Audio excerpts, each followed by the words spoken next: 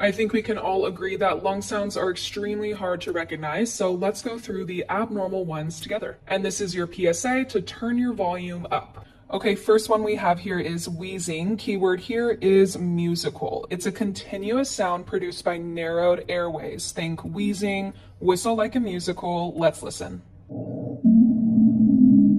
Now, stridor has a similar sound to wheezing, and it's continuous, but it usually occurs due to a blockage of airflow in the trachea, like an obstruction or croup.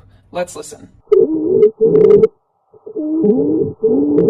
And then we have rhonchi. Think of a rhino. They make low-pitched, deep sounds. This one is also continuous, but it often clears with coughing. Let's listen.